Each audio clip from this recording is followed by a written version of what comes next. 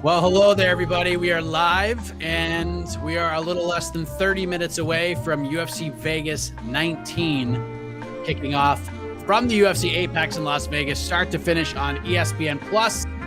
As we welcome you to our pre-fight show / Q&A here on the MMAfighting.com YouTube page. I am Mike Heck, and before I introduce the more illustrious parts of this panel, in case you missed it, some late breaking news. We are down to 13 fights for tonight's card. The highly anticipated lightweight matchup between Drakkar Klose and Luis Pena will no longer be taking place this afternoon or this evening, wherever you're watching from. One of Drakkar Klose's quartermen tested positive for COVID-19. There was a lot of work done behind the scenes between both teams and the UFC to try to keep this thing intact, try to keep it on the card. But in the end, the Nevada Athletic Commission had the final say, I'm told, and they elected to err on the side of caution. So that fight will no longer be happening.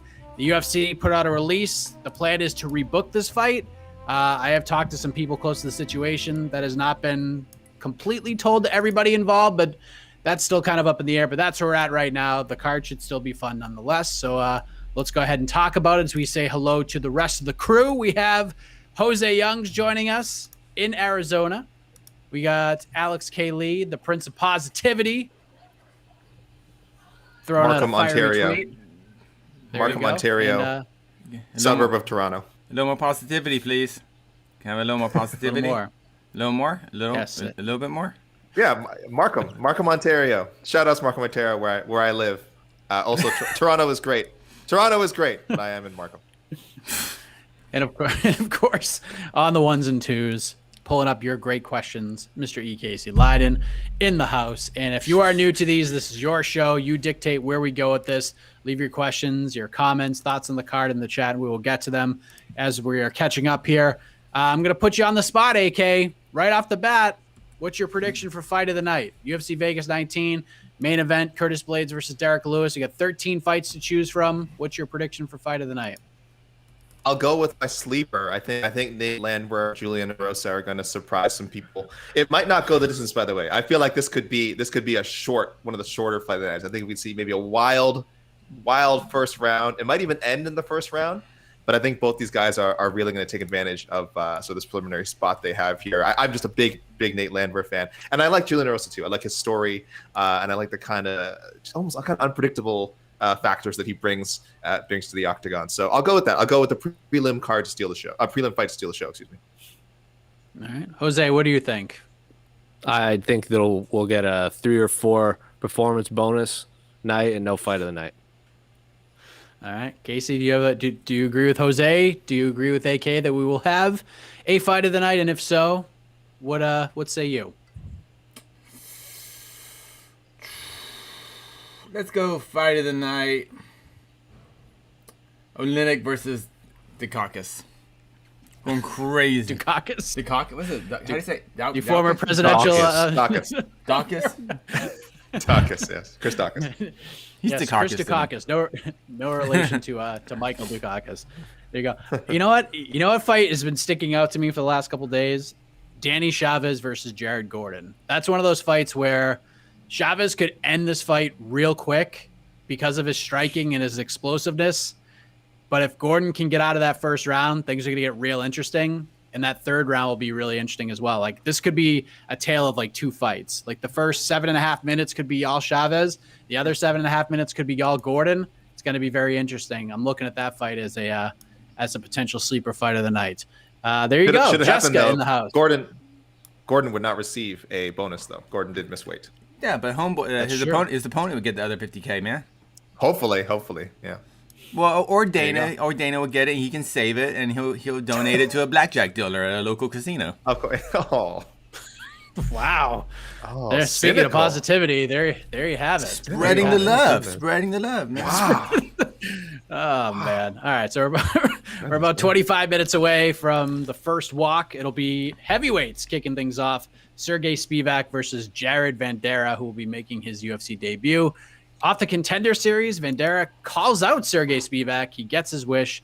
and we will see that in about 25 minutes, at least says on the countdown, but probably not. Probably more like 5:15 Eastern time, maybe 5:20. What are the peeps saying, Casey? What do they want to talk about? What's on their minds right now? Do we have? Man, I hope they start closer to the time because they still have 6 prelim cards. But I guess that's normal. I guess 6 prelim fights is normal now. So yeah, I don't see why they'd rush. I guess did we kind of answer that?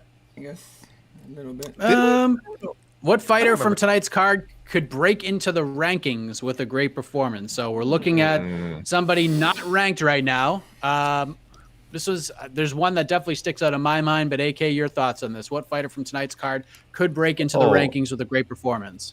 I have to remember who's not ranked. I mean, obviously, Chris Daukaus would break. I think he would just take Oleinik's spot. Oleinik is in the top 10. He is 10th, I think, on the official rankings.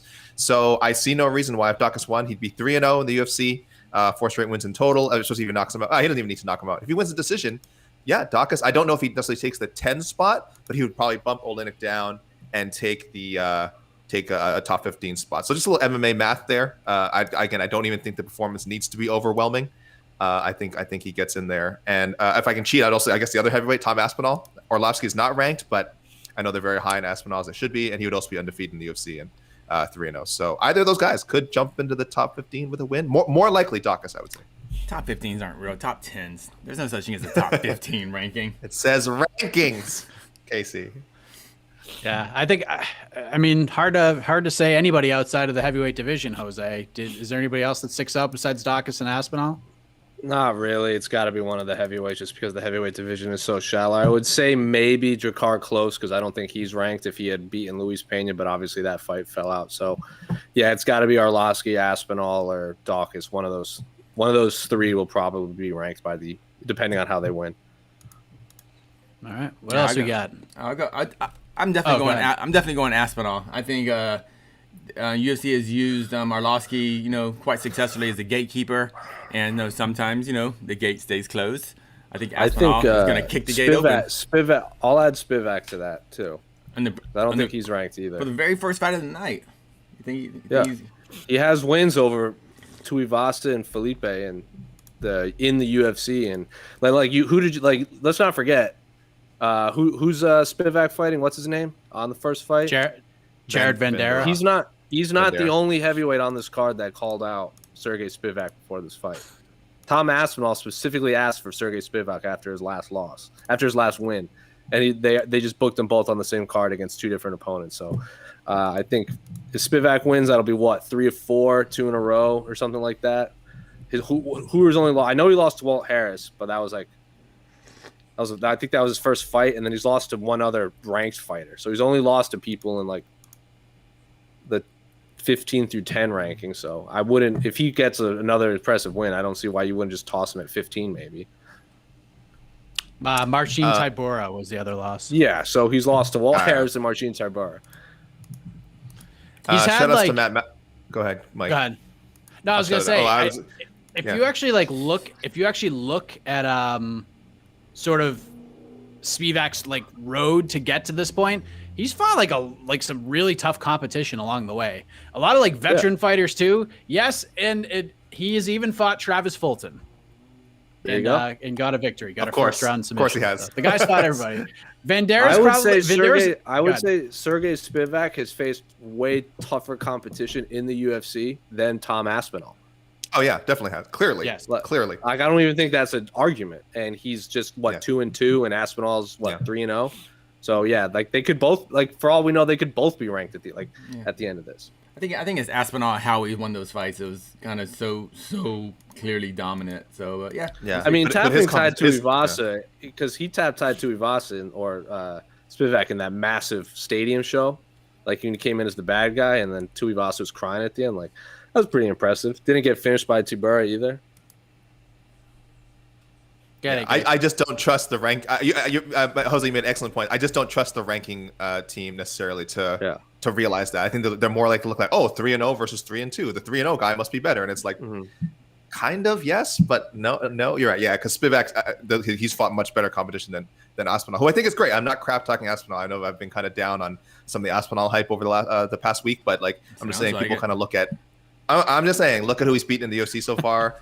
These are a sub these are like replacement level heavyweights that he's beaten so far. Literally one of them was a replacement. So UFC replacement level. Nothing is better than that, man. Sure. UFC, those 3 letters. UFC caliber replacement level. Is that a new criteria? Most meaningful.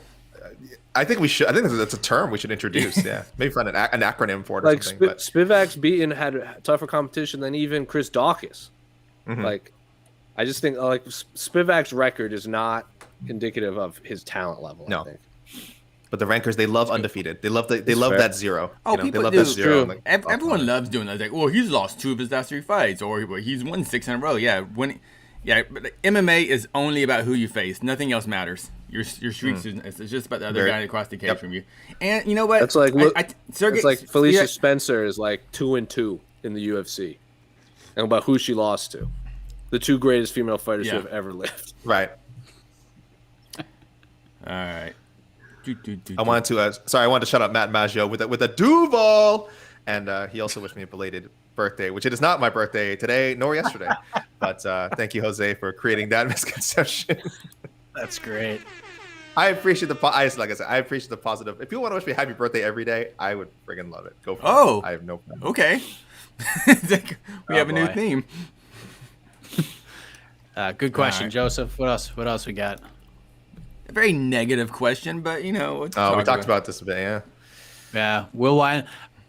Listen, I'm gonna make a bold prediction right now, okay? And maybe it's not that bold. I think Eddie Wineland looks fantastic tonight. I have a feeling about Mr. Wineland tonight. And if you go back, and again, strength of schedule. Look at the guys Eddie Wineland has fought throughout his career. Casey ran down like a who's who yesterday on the preview show. The guy, and when he suffers these, like he's been knocked out a few times, and when he does, he comes back like a new man. He comes back with some ferocity. And John Castaneda is a good fighter. He's a talent. He's an up-and-coming guy. But, man, Eddie Wineland has seen it all and done it all. I have a good feeling about him tonight. So I don't think if he gets knocked out in the first round, maybe. But I don't know. We'll see. The guy's a fighter at heart. Does anyone think he retires if he, like, at least today, like if he goes out there and gets starched in the first round or something, do you think he's done? Maybe if he gets crushed in the first. Like if it's another Sugar Sean performance, maybe. I would probably someone like I bet it's gonna be like Dana White's gonna I need to have a conversation with Eddie Wineland, but like if he looks if he's in the fight, then I don't see why he wouldn't have another one. Maybe he retires after a win. Maybe Ricardo Lamas style. Maybe I hadn't thought about that. Yeah, I hadn't thought about that.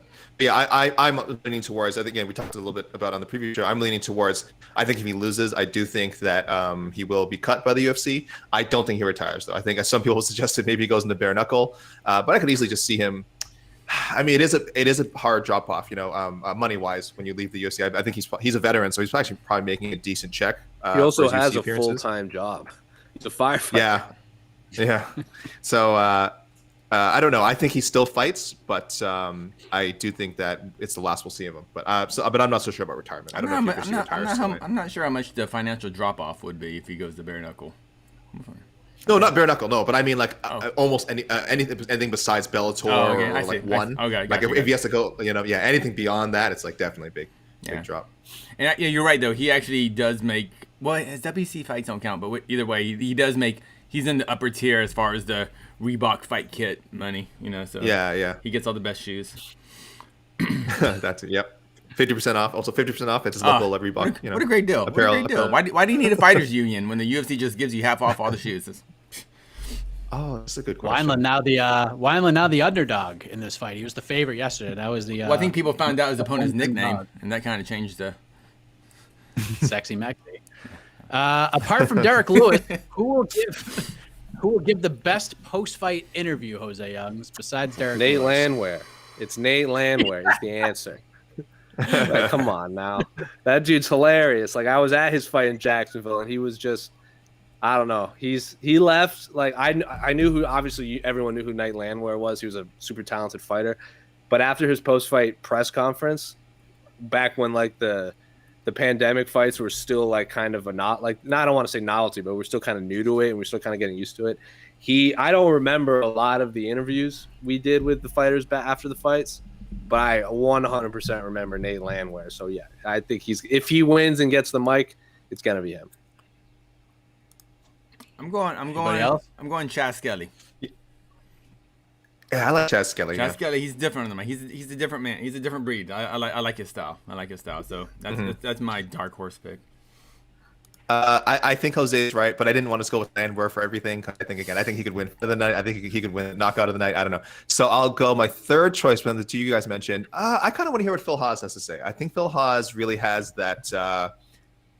I think they're really going to get behind Haas. If he gets another first round finish, he has what, five straight first round finishes or something.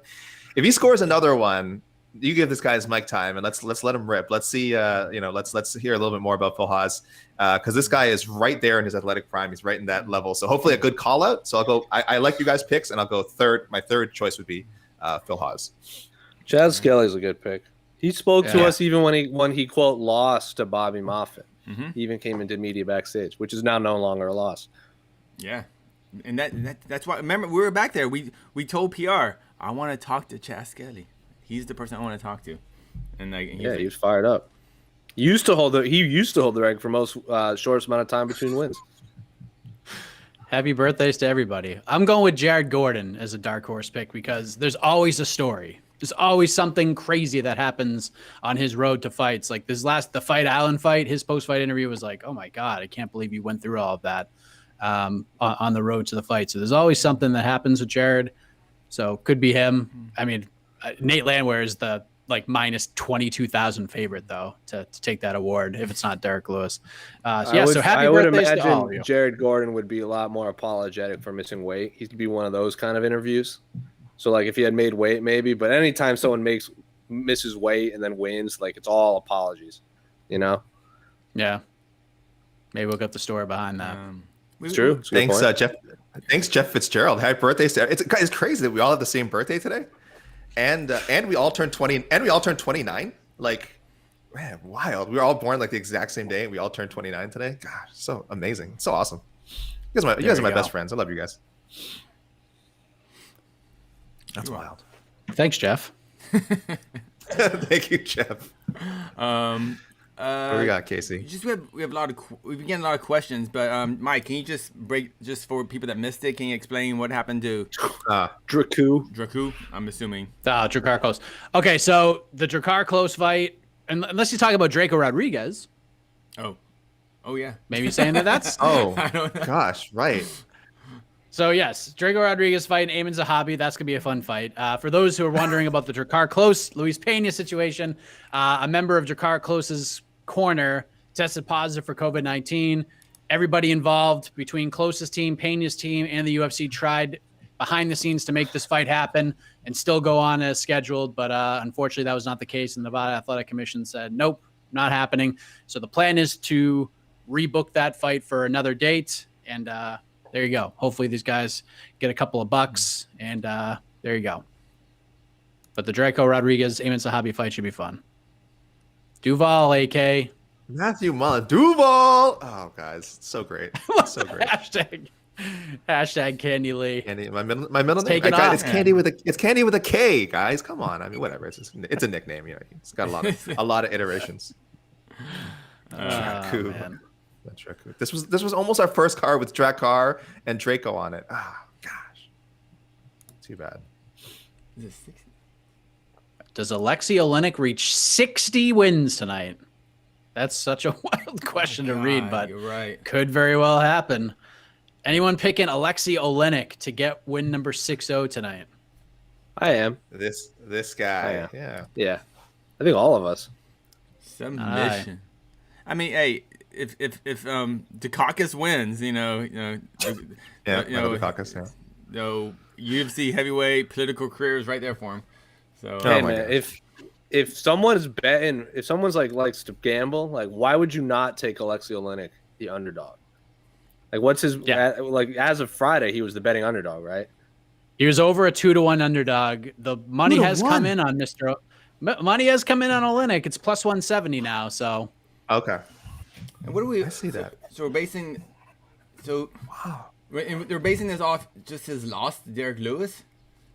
I mean, he's literally Alexei Oleinik has only lost to the people who hit the hardest in the division. And Chris Dawkins is crack, good. man. It has good even stand like he's up. submit like Chris Chris Dawkins has phenomenal stand up. He's really fast and he's clearly the future of the division. But like, is he a better striker than Mark Hunt? Is he a better grappler than Fabricio Verdum? Like stuff like I just think there's nothing Chris Dawkins has that I don't think Alexei Oleinik hasn't seen, which is I think obviously a cop out because he's had over 70 professional fights. But I just think Alexei Oleinik is unbelievable. I don't definitely still a 2-1 favorite. I don't believe, and like I'm looking at Tapology, Alexei Oleinik, it says he's only 43. I don't believe that. Yeah, no, 100% not. No. Maybe his body parts are 43. It's like I don't understand like how that man can be 43 and we are both of the same human species and I'm also 43. So I don't understand how that works. Yeah, I mean 29. Man. Yeah, my bad. Yes, you feel 43. Yeah, you're so mature. Yeah. The predictions, fight predictions, fans. It's very close. 50 fans actually favor Oleinik. 54% Oleinik, 46% Dawkins. But the 46% of the 46% picking Dawkins, 90% picking TKO, which I think makes sense. I think if you are picking Dawkins to win, you not. Yeah, I see 0 by submission, or it's so small that it doesn't register in this graph here. So fans are a little more leaning towards Oleinik. Yeah, as you said, Mike. Plus 170 underdog for Oleinik, and Dawkins still a 2-1 favorite. So it's a lot of respect for a guy with 2 UFC fights. Heavyweight's so even Dawkins says it was weird at the meeting. Yeah. He was like, "That's weird, man. He's been fighting for like 70 years." Before he was born, he was just good fight though. Yeah, it is a good fight. I like the matchmaking. That's proper matchmaking. I dig it. The Dobson versus O'Neal fight should be great. This is a really interesting fight. You got me into this. You got me into this fight, Mike. I knew nothing about O'Neal, so tell me about it. Yeah. Tell me about her. Casey's a savage, and Dobson is the spoiler. Like Dobson loves playing spoiler, and that's what makes this fight so interesting. A lot of people look at Casey like if you watch Casey O'Neal's fights, she is ruthless in there, but a lot of people question the talent. The opposing talent. A lot of people say like, she's fought like some cupcakes and stuff like that, and maybe there's a little bit of truth to that, but still, like you fight whoever they put in front of you. That last fight at UAE was super impressive. Just annihilated the poor girl that she fought. Finished her in the second round. Casey's a really good prospect, but she's gonna fight somebody with a lot of experience in Shauna Dobson, who is not afraid. She's not gonna be a pushover whatsoever.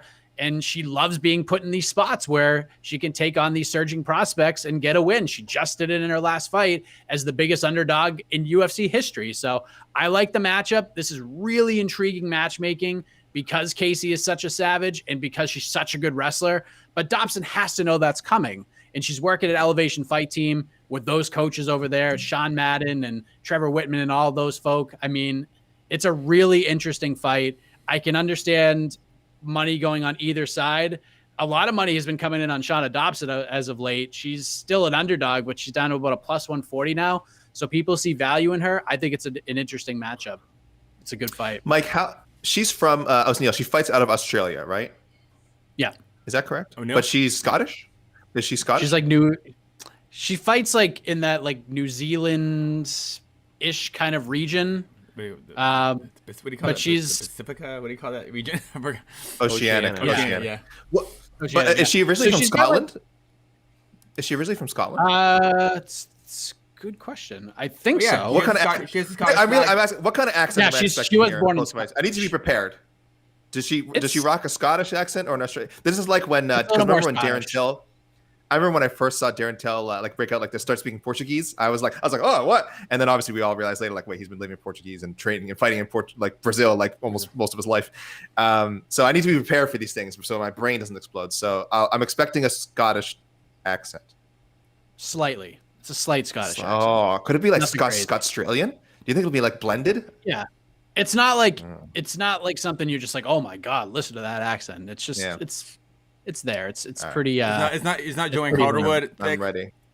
No. I need Paul Craig. I need Paul Craig. I need Paul Craig thick. Where you're like, what? Yeah. You're like, okay, give me a second. Like, Paul Craig. This is a really good fight. I'm looking forward to it. See how Casey O'Neal shines on the stage. She's been wanting it for a while. She gets a stiff test right off the bat. These a lot of times the Tapology, the camps aren't updated properly. But does she really train at Tiger Muay Thai in Thailand? Do you know? Yep. Oh wow. Mm-hmm. So maybe she picked up some Thai too. Who knows? She could have a little bit of everything. Yeah, she's a good talent. We'll see what happens. I'm excited about that. Like yeah, the two fights, the kind of the two fighters. I think because we asked earlier about who's gonna break into the rankings. Now nothing Casey O'Neill can do will break into the rankings, but I feel a great performance. You go, okay, that's someone that will break into the rankings when she has the right opponent.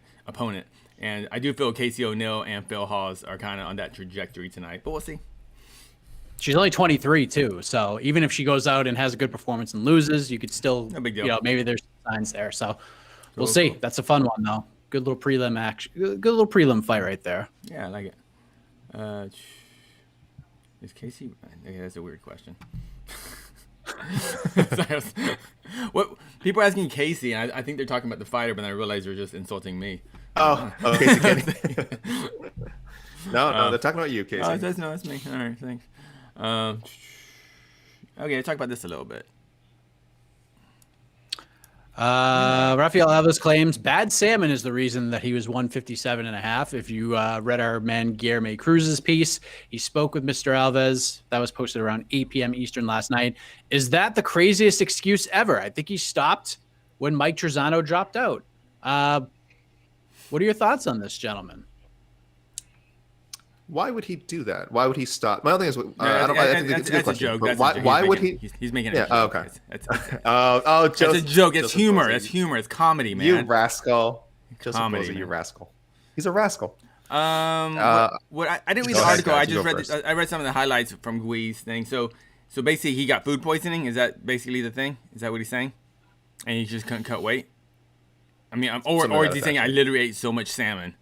Like I all the salmon and all of Vegas. No, he's bad. You know how seafood can be he very he got sick. Yes. Yeah, I don't think it's a crazy excuse. I think he got sick, and I think the UFC knew the fight was off as soon as he came into the room and said, "Hey, I'm literally over 10 pounds over. I'm a different weight class." They knew the fight wasn't going to happen, so I don't understand why they even had him come out for an official weight. It just doesn't make sense, and just kind of humiliated him. But that's the way things are. Well, I assumed for some reason he thought it would be possible for the fight to still happen. I don't know why he would think that, but that's my assumption. Is he he just thought it was the thing to do. This is his UFC debut, right? This is his first fight, yes. Alves. Yeah, so I don't know. He must have just, you're right. I think UFC could have done a better job, maybe communicating to him and his team what to do, how to handle the situation. But I think it probably just happened. It's so weird. He by so much. I think he's just like, oh, I guess we show up and then we'll deal with it later and weigh in. And there was some sort of miscommunication there. Obviously, he should not have had to weigh in. If they must have weighed him before and known how badly he would miss. They should have. We'll just from the article.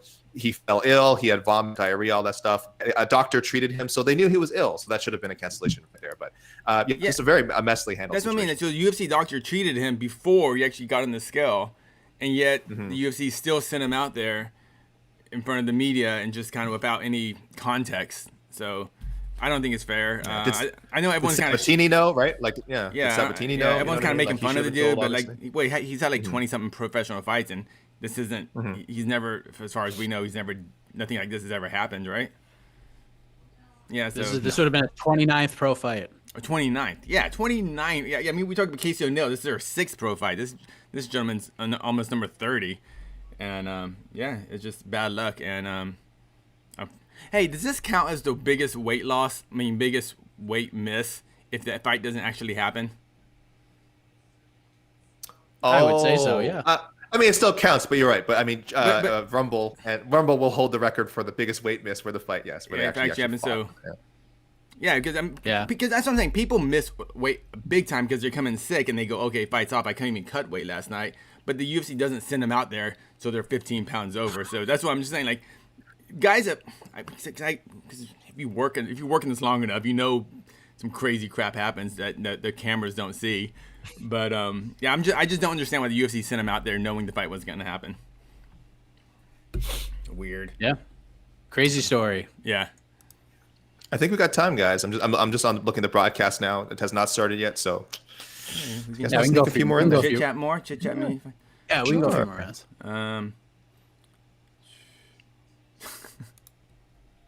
Uh-oh. Ottman somehow not cut. Paul Daly is somewhere like WTF. Oh, man. So here's, if you guys haven't seen this, ESPN, or Dana White told ESPN that Ottman Azaitar is still in the UFC. They're giving him a second chance based on the Fight Island thing. And my first thought about this was, now that he's back in the UFC, maybe we will find out what's in the bag after all. It's going to have to be addressed. Like when that guy fights again and he sits down and does a media day, that's going to be asked of him like 1,000 times. So eventually it's going to come out, right? Like we have to know the answer to this question. Are we going to believe what he says? Oh, I don't think. Yeah, I think it'll exactly. Yeah, I think it'll be asked. I think we might get an answer. I don't think we'll ever actually know. That's true.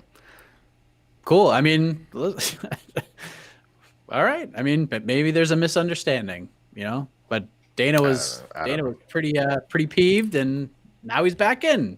Wild stuff. This just raises more questions. Yeah. Yeah. I will say this though. We've only heard Dana's side, and you know Dana heard it through like third hand. It's not like he was in the hallway with security seeing this. So we need surveillance footage. Come on. Oh man, where were you, Jose? I just want to see the guy. I just want to see the dude scale on the balcony. That's what I want to see.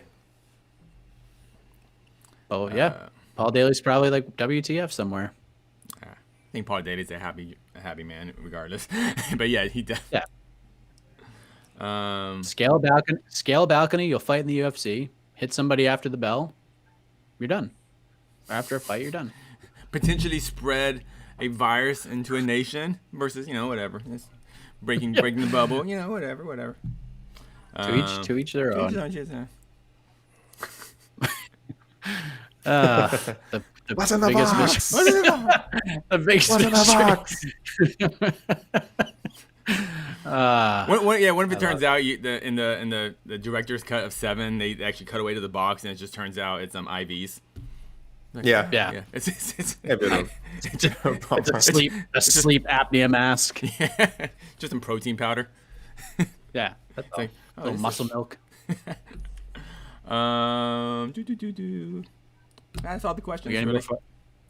All right, cool. All right. Yeah, I think they might be. They're loading up the promos now for Spivak Vandera. So I guess we can. Ooh. Oh, they're gonna roll. I like it. All right, heavyweights are gonna kick this the promo. Could be another 10 minutes. Real quick before we leave, what's everyone's lock of the night? Like, no way this person's not losing. What's their no such lock thing? Of the night? No such thing in MMA. That's my lock of the night. What is there? What is like? You know what? I'll say the fight that I'm most confident in. There's no locks. Yeah. I would say if I had $20 and I had to put it on one fight, no odds, no nothing, I'm putting it on Caitlin Vieira. Oh, okay. Decision? Decision. I think she wins. That's enough of Vieira. I'm just I think she wins. And this is no disrespect, but if someone's like, "Here's $20, you got to put it on one fight right now, one fighter," I'm putting it on Caitlin Vieira. That's just the feeling I have. I got you. Jose, what do you got? Yeah, I agree. You going Vieira? Yeah. All right. Yeah. She got knocked dead by her only loss is getting knocked dead by Rene. Yeah. Yeah. But it was a competitive fight till then. She just got hit the big one. Yeah. Yeah, I can't quite remember that fight because we were doing like the post-fight interviews and you miss like half the fight when you're in media rooms. But I just remember from watching it through the corner of my eye, no one was ahead in that fight until the knockout blow. So, yeah, I would say Caitlin. Okay. I really like Charles Rosa. That's about it. I don't like to say. I hate saying there's locks in MMA, but I guess I would say Charles Rosa. Have to pick one. I'll go Charles Rosa. I actually like him. Phil Haas. That's it. That's how confident I am. Going Phil Haas. Phil Haas is your lock of the lock of the night. The Imavov disrespect. What you just disrespected Mr. Minner? How Dark Minner is in his room right now and he's going, what? What, AK? Hey, I did not disrespect him. I didn't even say his name. So I did not disrespect him. Wow, you're not even saying his name. That's how much you disrespect him. I didn't even say his name. did not You didn't even disrespect say him. his name. They're all, All right, there you go. everyone's a winner in this card, guys. Yes, Guys, they're in we're the all cage. winners. Jared Vandera is in the cage, guys. Oh, okay. Yeah, we definitely got to the music Yes. going. Jared Vandera is in the cage. All right, we're out of here. We'll see you on the other side. Heavyweights kick things off. Heavyweights wrap things up. And when that's done, we'll see you on the post-fight show. So for AK, Jose, Casey, I am Mike Heck. Enjoy the fights, everybody. Happy birthday, AK. Stop it. Happy birthday, Candy Lee.